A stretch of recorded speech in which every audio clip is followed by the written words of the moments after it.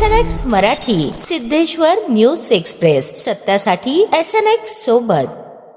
शहरातील गाजलेल्या खून प्रकरणात आरोपी नगरसेविका शालन शंकर शिंदे यांचा जामीन अर्ज न्यायालयाने फेटाळून लावला आहे। अतिरिक्त जिल्हा व सत्र न्यायाधीश PP राजवैद्य यांनी हा महत्त्वपूर्ण निर्णय दिला।